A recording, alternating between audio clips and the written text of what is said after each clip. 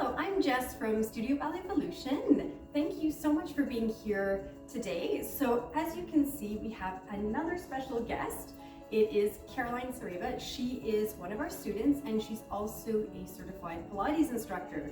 So I thought, wouldn't it be amazing for her to show us a few exercises to help us with our pirouettes and really have someone that is a certified teacher. So before we go ahead, I just want to introduce you to Caroline.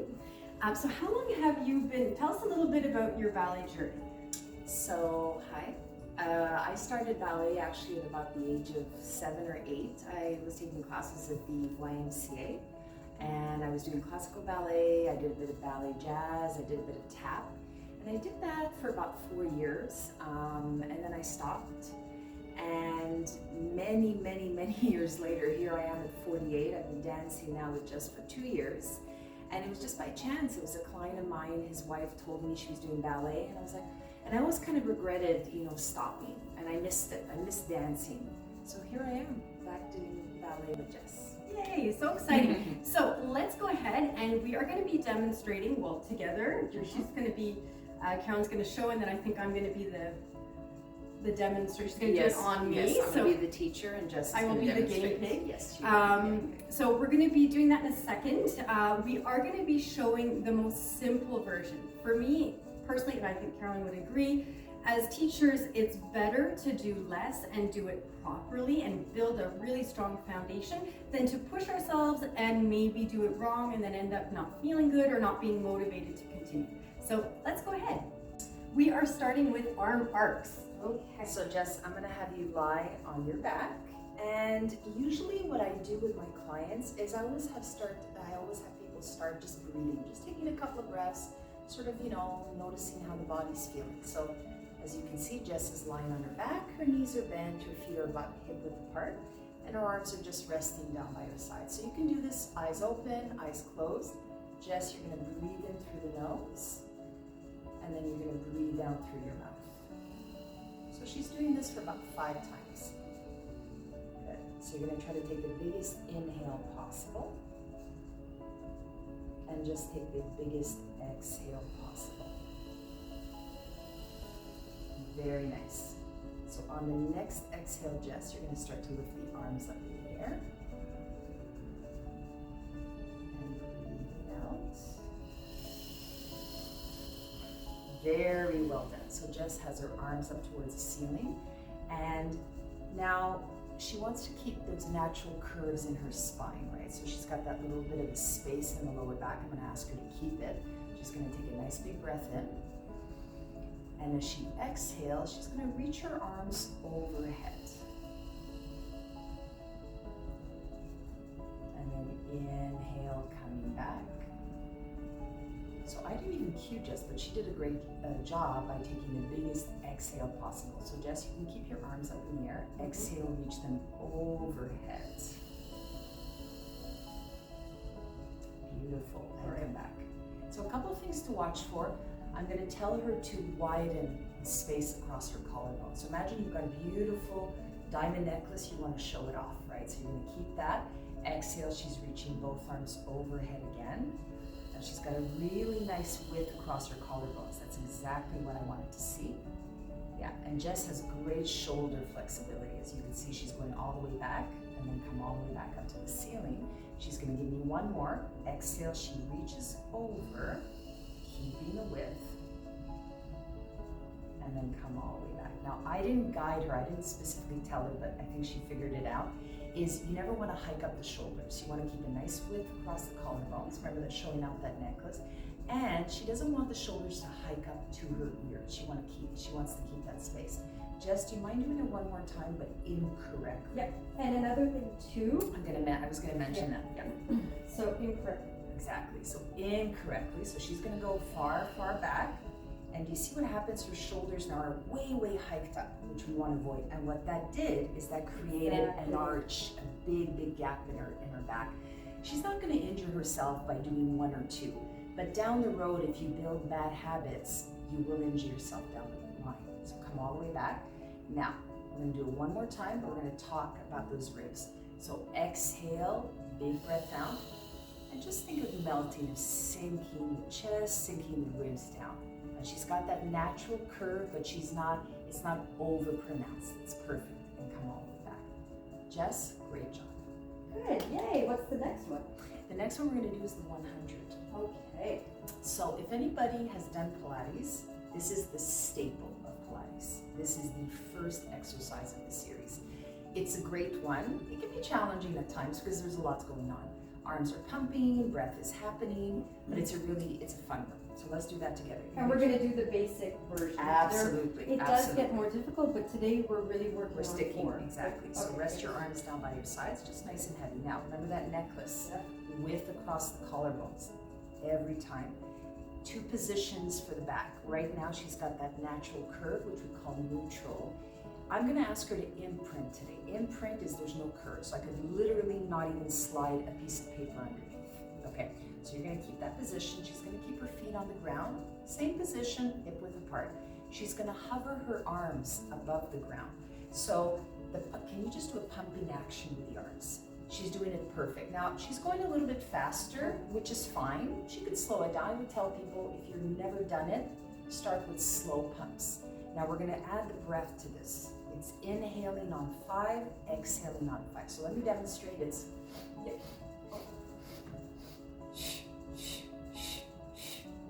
5 inhales through the nose, like sniffing. When you're exhaling, it's small little breaths. So I would suggest, even before she adds the arms, she can just practice the inhaling on 5, exhaling on 5. Keeping the imprint, that's what's tricky, right? Because you don't want to be moving. Absolutely. Thank you for mentioning that. And one other thing is a lot of people are chest breathers. They breathe like we're anxious, we're stressed. This is where the breath goes. And what happens with that is she does it that way, she's going to start to notice the lift in her back. So I'm going to ask her to breathe more through her rib cage, more through the thoracic breath. So just let's try that. You can add the arms if you want to, you don't have to. Okay. So 5 inhales, 5 exhales.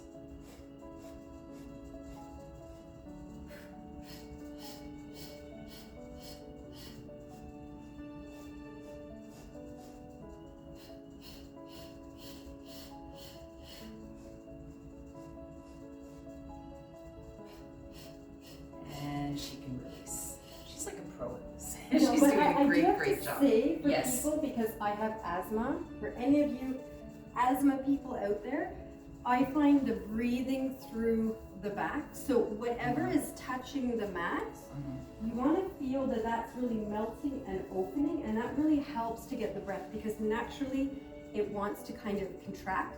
So that feeling of breath in the back, I find it really helps.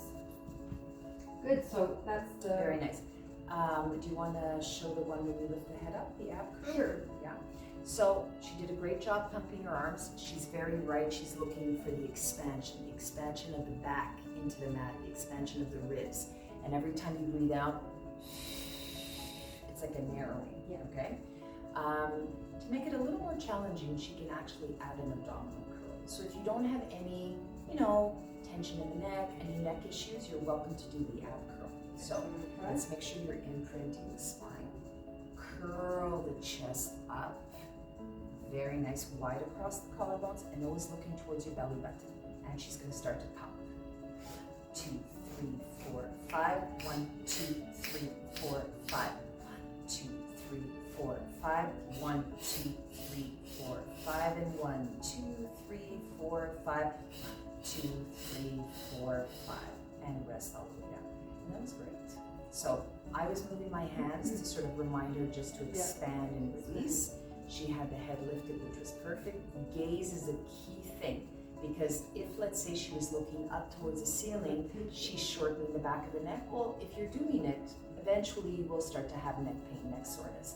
And she was doing it perfectly. She kept a little space between her chin and the chest, and she was looking towards her navel.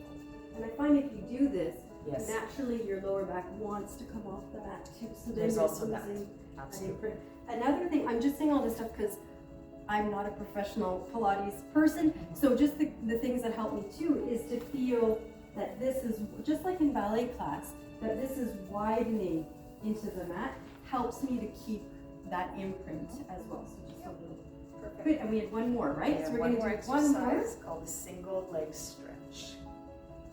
So we're going to imprint the spine like we just did, looking for the width across the collarbones, the width across the back like just mentioned.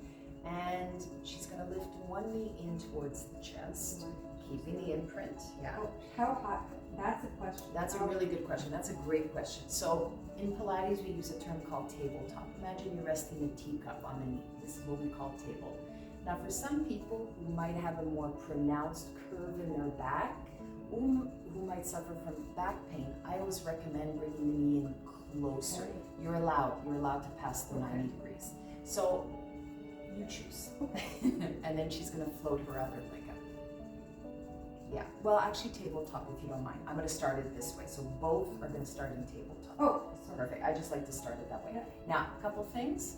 Is your back imprinted? Trying. Are you wide across the collarbones? It's not easy. It's If not you easy. guys She's do making this look it's effortless. really hard. Wide across the back. Yeah. Now, we're gonna just start it with the head on the ground. She's gonna pull one knee towards her chest and she's gonna use her hands. Yeah, perfect. And then she's just gonna switch legs. So every time she pulls the knee, she exhales. So there's many ways of doing this. This is one way of doing it. Another way of doing it is she could add her ab curl, as long as your neck is okay, always looking towards the navel, and then she just goes and you switch. Now, Jess and I were talking earlier, are there other ways of doing this? Yes, you could keep your head on the ground, or you could even let go of the knees and just letting the legs extend. Which is harder. Which is much harder, absolutely. So, a few variations, all the while, because she's very strong, very athletic, she doesn't need to hold her knees. However, she wants to make sure her back stays nice and imprinted. So what I love about this exercise and why I had spoke to Caroline about doing this for the pirouettes is that when I'm doing this, I really feel I have to widen and push my whole back into the floor. And when we're turning, so if I just come up for a second, when you're turning, you need to feel that width in the back and that strength in the abs, and we also have to breathe, right? In ballet, we don't breathe through our stomachs. So the Pilates is wonderful for that because you're learning to use those transverse and then breathe more through your rib cage. Yes. Yay, thank you so much, Caroline, for being here. It's so exciting. My pleasure. And Thank you for including me. Yeah, check out Caroline Saraiva. I do have a YouTube page. I also have Instagram, Saraiva Pilates. So check her out. Thank you so much for being here with us.